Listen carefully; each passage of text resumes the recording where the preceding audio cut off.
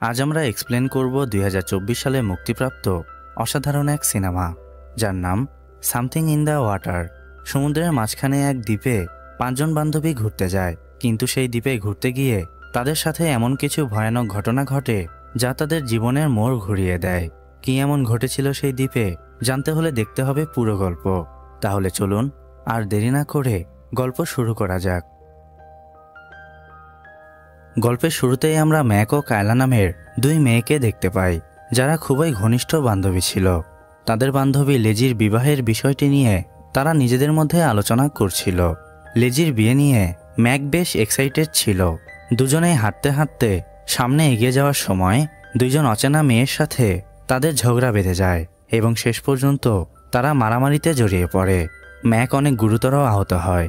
দৃশ্যপট পরিবর্তন হলে আমরা 1 বছর পরের দৃশ্য দেখতে পাই, যেখানে ম্যাক লেজির বিয়েতে অংশগ্রহণ করার জন্য এসেছিল। ওই দিনের ঘটনার পর ম্যাক ও কায়লার সম্পর্কে ফাটল ধরেছিল।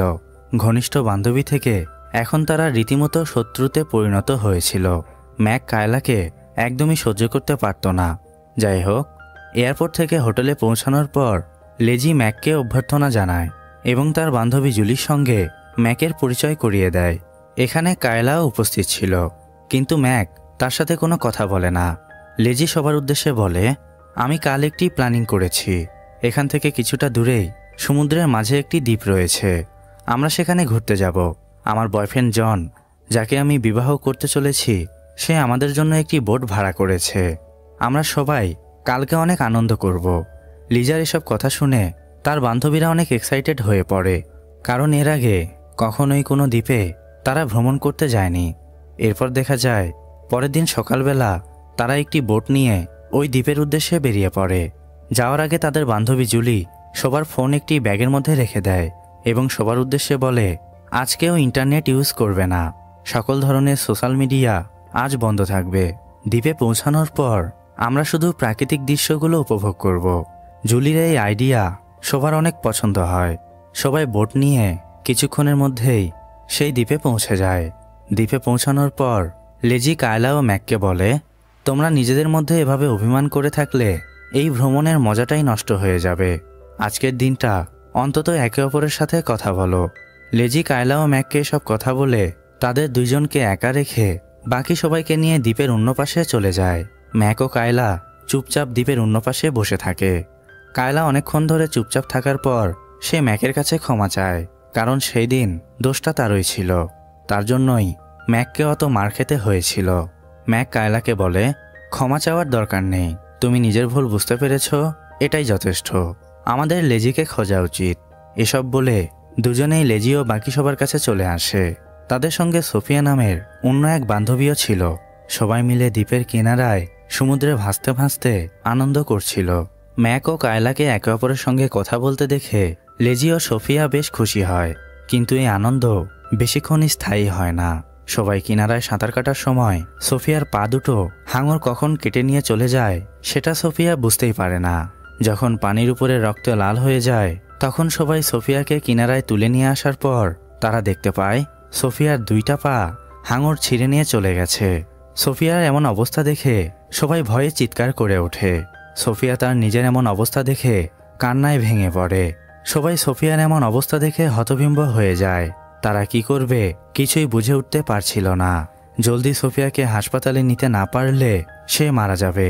সবাই তাড়াতাড়ি সোফিয়াকে উঠিয়ে বোট নিয়ে সেই দ্বীপ থেকে বেরিয়ে পড়ে। ম্যাক ব্যাগ থেকে ফোন বের করে সাহায্যের জন্য কল করার চেষ্টা করে, কিন্তু শহর থেকে এই দ্বীপ অনেকটা দূরে হওয়ায় ফোনে নেটওয়ার্ক পাচ্ছিল না। অনেক চেষ্টা করার পরেও তারা ব্যর্থ হয়। সবাই তাড়াতাড়ি শহরের অভ্যন্তরে পৌঁছানোর জন্য বোটের স্পিড বাড়িয়ে দেয়, কিন্তু এর মধ্যেই তারা বিশাল বড় এক বিপদের সম্মুখীন হয়। দেখা যায় বোটের নিচে পাথরের আঘাতে বিশাল বড় এক ছিদ্র হয়ে গেছে এবং মুহূর্তের মধ্যেই বোটের মধ্যে গলগল করে পানি প্রবেশ করতে শুরু করে। যে কোনো সময় বোটটি সমুদ্রের গভীরে তলিয়ে যাবে। এইরকম সিচুয়েশনে তারা কি করবে কিছুই বুঝে উঠতে পারছিল না। একদিকে সোফিয়াকে জলদি হাসপাতালে নিতে না পারলে সে মারা যাবে, অন্যদিকে বোট ডুবে গেলে তাদের সবার জীবন বিপদের মধ্যে পড়ে যাবে। এইরকম অবস্থায় তাদের ব্রেইন কাজ করা সম্পূর্ণভাবে বন্ধ করে দিয়েছিল। সবাই কোনো উপায় না পেয়ে শেষ পর্যন্ত লাইফ জ্যাকেট পরে মাছ সমুদ্রে ভাসতে থাকে, কারণ বোট সম্পূর্ণভাবে সমুদ্রের গভীরে তলিয়ে গিয়েছিল। মাছ সমুদ্রে খোলা আকাশের নিচে এভাবে কতক্ষণ তারা সারভাইভ করতে পারবে এটা তারা কেউ জানতো না। সবাই বুঝতে পারে সোফিয়াকে বাঁচানো আর সম্ভব নয়, তাই জ্ঞান হারানো সোফিয়ার দেহটাকে সবাই মিলে স্রোতের সাথে ছেড়ে দেয়, কারণ সোফিয়ার রক্তাক্ত শরীরের গন্ধে শার্ক তাদের উপরে আক্রমণ করতে পারে। সবাই অনেক ইমোশনাল হয়ে পড়েছিল। তাদের জীবনে এরকম ভয়ানক কোনো দিন আসবে এটা তারা কল্পনাও করতে পারেনি। তাদের কাছে খাবার মতো এক বোতল পানিও ছিল না। এভাবে প্রায় 2 থেকে 3 ঘন্টা পানিতে ভেসে থাকার পর কায়লা বলে, আমাদের কিছু একটা করতে হবে। এভাবে চুপচাপ বসে থাকলে চলবে না। যে কোনো সময় শার্ক আমাদের উপরে আক্রমণ করতে পারে। বেঁচে ফিরতে পারবো কি না সেটা জানি না, কিন্তু চেষ্টা তো করতে হবে। কায়লার কথা শুনে সবাই মিলে সিদ্ধান্ত নেয় তাদের মধ্যে একজন সাঁতরে কিনারায় পৌঁছে সেখান থেকে সাহায্য নিয়ে আসবে এবং বাকিরা এখানেই অবস্থান করবে, কারণ লেজি সাঁতার জানত না। তাকে নিয়ে কোনোভাবেই সাঁতরানো সম্ভব নয়। কায়লা খুব ভালো সাঁতার জানলেও সে কিনারা পর্যন্ত পৌঁছাতে পারবে কি না সেটা প্রায় অনিশ্চিত ছিল, কারণ দিক ভুল করলে তার মৃত্যু নিশ্চিত। কিন্তু বসে থাকলে তো চলবে না, চেষ্টা করতে হবে। তাই সবাইকে বিদায় জানিয়ে সে কিনারার উদ্দেশ্যে বেরিয়ে পড়ে।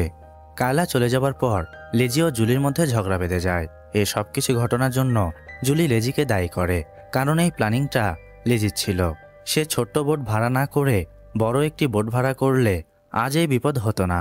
লেজি ও জুলির ঝগড়া দেখে ম্যাক এগিয়ে এসে তাদেরকে শান্ত হতে বলে, কারণ এইরকম সিচুয়েশনে তাদের একসাথে থাকতে হবে এবং বিপদের মোকাবেলা করতে হবে। ম্যাকের কথা শুনে তারা শান্ত হয়ে যায়, কিন্তু এই অশান্ত সমুদ্রে কিছুক্ষণের মধ্যেই এক হাঙর চলে আসে এবং তাদের চারপাশে বৃত্ত আকারে ঘুরতে থাকে। লেজি শার্ক দেখে প্রচণ্ড ভয়ে চিৎকার করতে থাকে, কিন্তু জুলির ক্ষতস্থান থেকে রক্ত ঝরতে থাকায় শার্ক ক্রমশই জুলির দিকে এগিয়ে আসছিল। জুলি বুঝতে পারে তারা 3 জন একসাথে থাকলে শার্ক তাদের 3 জনের উপরেই আক্রমণ করতে পারে। এজন্য ম্যাক ও লেজির কাছ থেকে সে সাঁতরে দূরে সরে যায় এবং হাতে একটি চাকু নিয়ে শার্কের আক্রমণ থেকে বাঁচার প্রস্তুতি নেয়। শার্ক যদি তার উপরে আক্রমণ করে তাহলে সেও শার্কের উপর আক্রমণ করবে, এইরকম আর কি। কিন্তু পিঁপড়া হয়ে কি হাতির সঙ্গে লড়াই করা যায়? শার্ক কিছুক্ষণের মধ্যেই জুলির উপর আক্রমণ করে তার শরীরটাকে টুকরো টুকরো করে ফেলে। জুলির এমন অবস্থা দেখে সবাই ভীষণ ঘাবড়ে যায়। প্রচণ্ড ভয়ে তারা কাঁদতে শুরু করে। সবাই বুঝতে পারে শার্ক কিছুক্ষণের মধ্যে তাদেরকেও এভাবে ছিঁড়ে খাবে। তারা বুঝতে পেরেছিল বেশিক্ষণ তারা বেঁচে থাকতে পারবে না। কায়লা আদৌ ফিরে আসবে কিনা এটাও ছিল অজানা। লেজি কাঁদতে কাঁদতে বলে, কাল আমার বিয়ে, কিন্তু ভাগ্যের নিষ্ঠুর পরিহাসে আজকে হয়তো আমি মারা যাব। আমার ভালোবাসার মানুষটি হয়তো আমার জন্য অপেক্ষা করছে, কিন্তু শেষবারের মতো তাকে দেখার সৌভাগ্যটাও আমার হলো না। ম্যাক লেজির এসব কথা শুনে তাকে সান্ত্বনা দেয় এবং বলে, কিচ্ছু হবে না, আমরা অবশ্যই বেঁচে ফিরব। ম্যাক লেজিকে সান্ত্বনা দেওয়ার সময় হঠাৎ করেই ওদিক দিয়ে একটি বোট তারা যেতে দেখে, কিন্তু চিৎকার চেঁচামেচি করে সাহায্য চাইলেও শেষ পর্যন্ত কোনো লাভ হয় না, কারণ বোট থেকে কোনো মানুষ তাদের দেখতে পায় না। অসহায়ের মতো তারা সমুদ্রে ভাসতে থাকে। বেঁচে ফেরার সব আশা শেষ হয়ে যায়। সমুদ্রে ভাসতে ভাসতে 7 ঘন্টারও বেশি সময় পার হয়ে গিয়েছিল। এখনো পর্যন্ত তারা 1 ফোঁটা পানিও পান করেনি। এভাবে ক্লান্ত শরীর নিয়ে আরও 2 থেকে 3 ঘন্টা পানিতে ভেসে থাকার পর সন্ধ্যা ঘনিয়ে আসে এবং প্রচণ্ড ঝড় বৃষ্টি শুরু হয়ে যায়। ঝড়ের প্রকোপ ও স্রোতের ধাক্কায় তাদের দুইজনকে 2 দিকে ছিটকে নিয়ে যায়। লেজি স্রোতের ধাক্কায় সাঁতার না জানার কারণে শেষ পর্যন্ত মারা যায়। ম্যাক স্রোতের সাথে ভাসতে ভাসতে জ্ঞান হারিয়ে ফেলে।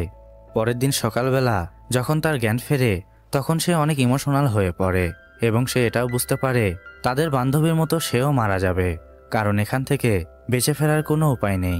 ম্যাক চোখ বন্ধ করে মৃত্যুর সময় গুনছিল, কিন্তু পরক্ষণেই তার কায়লার কথা মনে পড়ে। সে বলেছিল জীবনের শেষ নিঃশ্বাস পর্যন্ত কখনো হাল ছাড়বে না, চেষ্টা করে যাবে। তাই কায়লার কথা মনে পড়ে সে সাঁতরাতে শুরু করে, কিন্তু তখনই সেখানে শার্ক চলে আসে। ম্যাকের হাতে চোট লাগার কারণে সেখান থেকে রক্ত ঝরছিল। সেই রক্তের গন্ধ অনুসরণ করেই শার্ক সেখানে চলে এসেছিল। ম্যাক শার্ক দেখে অনেক ভয় পেয়ে যায় এবং জোরে জোরে সাঁতরাতে শুরু করে, কিন্তু অথই সমুদ্রে বাঁচার কোনো উপায় ছিল না। শার্ক তার উপরে আক্রমণ করার জন্য এগিয়ে আসলে শেষ পর্যন্ত ভাগ্যক্রমে ম্যাক সামনেই বিশাল একটি পাথর দেখতে পায়, যেটা সমুদ্রের পানি থেকে কিছুটা উঁচু ছিল।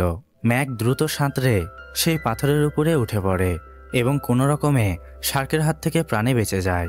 পাথরের উপরে কিছুক্ষণের জন্য ম্যাক নিরাপদ ছিল, কারণ হাই টাইড শুরু হয়ে গেলে ধীরে ধীরে পাথরটি সমুদ্রের গভীরে তলিয়ে যাবে। তখন আবারও ম্যাক সমুদ্রে ভাসতে থাকবে এবং এইরকম পরিস্থিতিতে সে আবারও পড়বে। কিন্তু কথায় আছে না, উপরওয়ালা যাকে বাঁচাতে চায় তাকে কেউ মারতে পারে না। ম্যাক পেছনে ফিরে দেখতে পায় কায়লা বোট নিয়ে তার দিকে এগিয়ে আসছিল এবং এই চমৎকার দেখে সে খুশিতে আত্মহারা হয়ে যায়। কায়লা বোট নিয়ে কাছাকাছি চলে আসলে ম্যাক সাঁতরে দ্রুত গিয়ে বোটে উঠে পড়ে। শার্ক ম্যাকের উপরে আক্রমণ করার আগেই সে নিরাপদে বোটে উঠে যায়। ম্যাক কায়লাকে জড়িয়ে ধরে কান্নায় ভেঙে পড়ে এবং বাকিদের সাথে কতটা ভয়ানক ঘটনা ঘটেছে সবকিছু খুলে বলে। ম্যাকের মুখ থেকে সব কথা শুনে কায়লা চোখের পানি ধরে রাখতে পারে না এবং এই দৃশ্যের সাথেই গল্প সমাপ্তি হয়।